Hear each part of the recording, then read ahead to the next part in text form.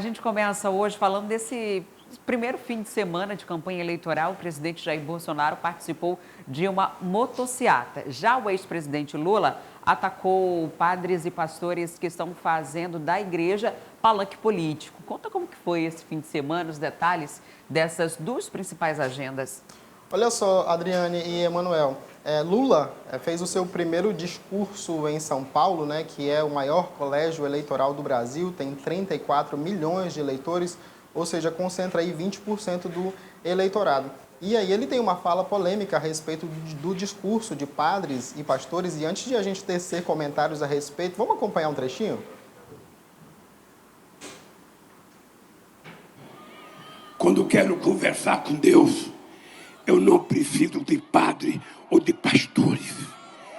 Eu posso me trancar no meu quarto e conversar com Deus quantas horas eu quiser, sem pedir favor a ninguém. É assim que a gente tem que fazer, para a gente não ser obrigado a escutar pessoas contando mentira, quando deveria estar cuidando da fé, quando deveria estar cuidando da espiritualidade, quando deveria estar lendo a Bíblia decentemente e não inventando coisas. Recomenda que os eleitores não se desloquem às igrejas, né? Para não correr risco de repente, perder um voto. Que para falar com Deus no secreto, no quarto, sem que haja essa comunhão, né? Que é uma característica da igreja, de reunir pessoas ao longo dos séculos. Isso, Adriane. Antes de comentar sobre os dados que estão aí como pano de fundo da fala do ex-presidente Lula, é preciso fazer um registro, claro. Lula não tem autoridade alguma para dizer o que padres e pastores devem ou não devem dizer, não é? Aliás, quem administra a fala de religiosos em alguns países geralmente são ditaduras e não democracias. E aí, falando especificamente sobre a fala do ex-presidente, ela acontece um dia após pesquisas indicarem que Bolsonaro vem crescendo no eleitorado evangélico mesmo. Ele mais que dobrou a preferência de votos nesse nicho específico, não é? Lula vem caindo. Então, a fala de Lula tem uma intenção, ela é intencional. Ela tenta aí salvar alguns votos entre os evangélicos e ela também tem um outro propósito, Adriane, é falar com os desigrejados, que é um fenômeno que só cresce no Brasil. Há 5 anos atrás, os desigrejados somavam aí mais ou menos 4 milhões de pessoas e agora, segundo alguns estudiosos, já está na casa dos 15 milhões, ou seja, são pessoas frustradas ou decepcionadas com igrejas ou líderes religiosos. Então, tem um nicho específico porque são pessoas que continuam mantendo a sua fé, mas não fazem parte de denominações religiosas. Então, a fala de Lula ela é intencional, ela é proposital. E como eu disse no início, ela também acontece em São Paulo, né, propositalmente, porque São Paulo é o maior colégio eleitoral do Brasil. Então, Lula está tentando ali arrebanhar o maior número de eleitores possíveis e pessoas que andam frustradas de alguma forma com esse discurso. Agora é preciso ficar atento para algumas questões. A legislação eleitoral ela já limita a fala de líderes religiosos, seja em igrejas católicas, evangélicas e até em terreiros. Não se pode fazer campanha política dentro desses limites, não é? Não se pode, por exemplo, coisas básicas, pregar cartazes, faixas, cavaletes, não se pode fazer um discurso positivo nem negativo contra candidatos. Então, isso já consta na legislação eleitoral, o que demonstra, e Lula sabe disso, o que demonstra, na verdade, que ele está apenas incomodado com esse fenômeno que é o apoio de muitos religiosos e evangélicos à candidatura de Bolsonaro à reeleição.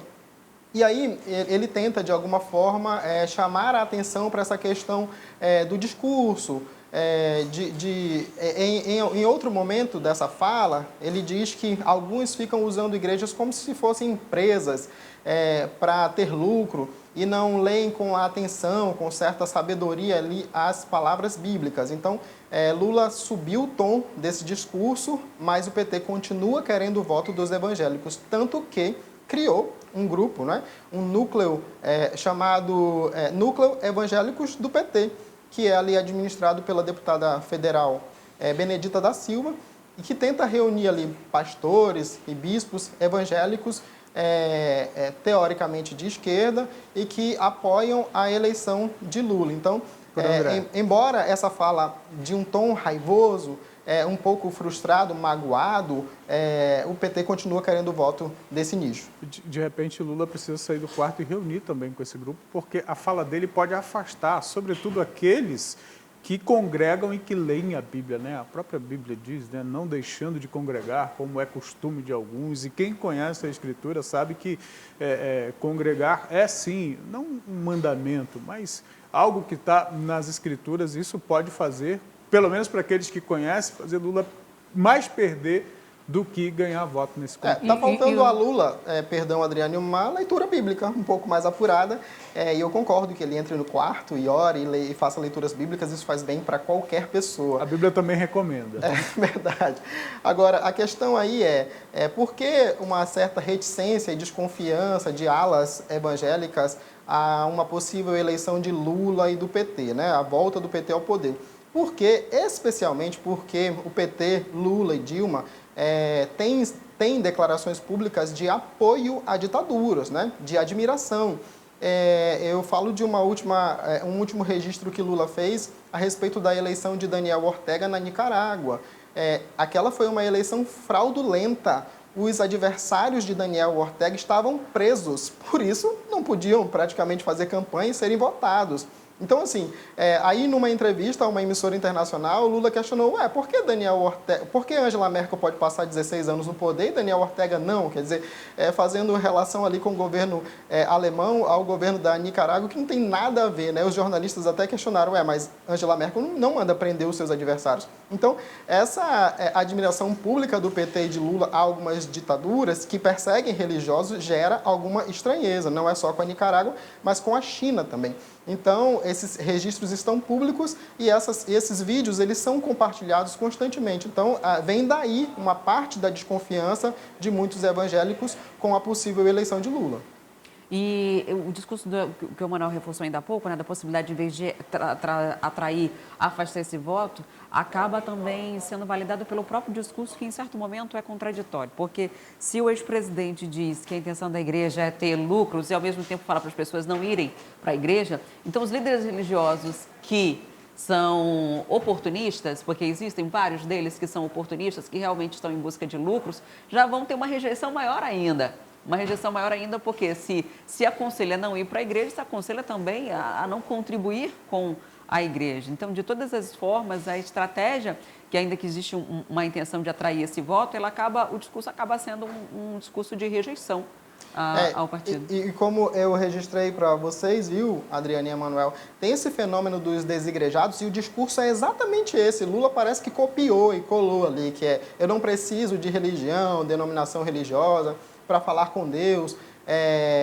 eu não preciso de padres e pastores, né? Eu posso fazer isso. Então, as pessoas que desistiram de fazer parte de uma instituição religiosa, elas têm esse discurso. Agora é fato que ninguém realmente precisa de padre e pastor para ser intermediário com Deus e não é isso que a Bíblia diz, né? Qualquer pessoa pode fazê-lo no seu quarto. Eu aconselho que o Lula faça, porque isso faz bem para qualquer um.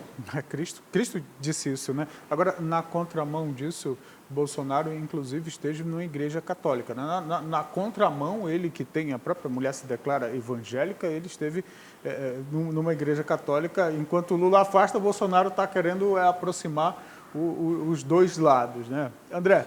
E aí a gente registra isso. Nas duas campanhas, né, Deus foi chamado de alguma forma para fazer parte dos discursos, tanto de Lula quanto de Bolsonaro. Então, a gente precisa ver até onde isso vai, até onde o uso de Deus, da Bíblia, de passagens bíblicas, fará bem para essas duas campanhas. Falando a respeito de Bolsonaro, ele também teve seu primeiro ato de campanha no final de semana, no Rio de Janeiro.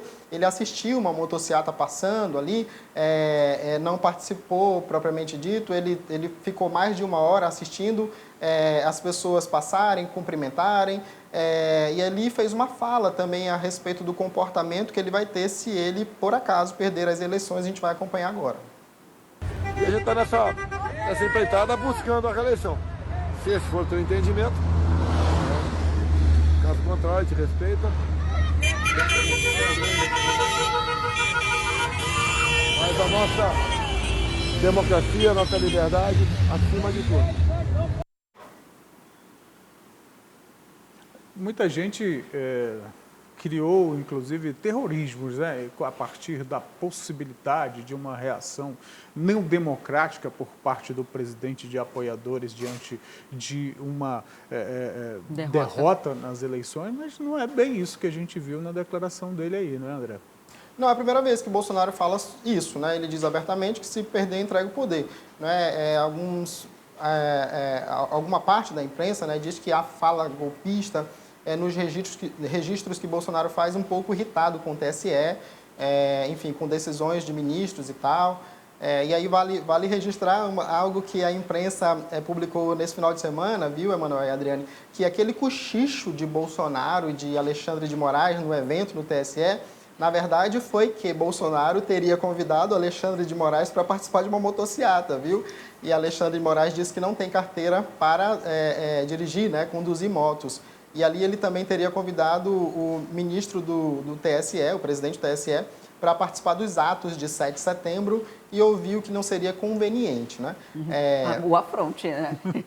Exatamente. Seria o outro lado da moeda. Mas falando especificamente, viu, Emanuel e Adriane, a respeito dessa coisa dos atos, né, pela democracia, em favor da democracia, a gente precisa fazer um registro também, porque eu fiquei com a impressão, quando eu vi aqueles atos ali em São Paulo, de que entre aquelas pessoas que participaram daquele ato havia uma hibernação democrática, né? Eu não sei onde eles estavam durante todos esses anos, porque na minha avaliação, não sei se vocês concordam, a ameaça à democracia está quando um partido político desenha um projeto de poder, faz um consórcio com empreiteiras para fabricar dinheiro para a Caixa 2 e, a partir desse dinheiro, ganhar eleições sucessivas. Não é? E a ameaça à democracia também é quando esse dinheiro também é usado para comprar o apoio de senadores e deputados para que esse partido se mantenha ao poder. Então, eu tenho uma outra visão, um outro ponto de vista a respeito de ameaça à democracia, né? Quando juízes não se comportam como magistrados, é quando o Ministério Público escolhe pessoas para investigar, não é? Um leão contra prefeitos do interior no Brasil inteiro e um gatinho contra os verdadeiros poderosos. Então, a ameaça à democracia, eu vejo, ao Estado Democrático de Direito, é quando o ministro do Supremo é acusado por um ex-governador de receber propina de 4 milhões de reais e essa delação premiada é julgada pelo Supremo com a participação do próprio ministro que foi acusado. É com o voto dele para derrubar essa delação. Então, eu vejo ao longo desses anos e das notícias que me vêm à mente agora, muitas ameaças ao Estado Democrático de Direito e à democracia. A fala do presidente, na minha avaliação, nem de longe, nem na China. Aliás, na China seria uma ameaça àquele regime, mas ameaça à democracia aqui no Brasil, não. Gostou do conteúdo? Então aproveita e se inscreve no canal. E olha, ativa o sininho e aí você fica por dentro de tudo que rola por aqui.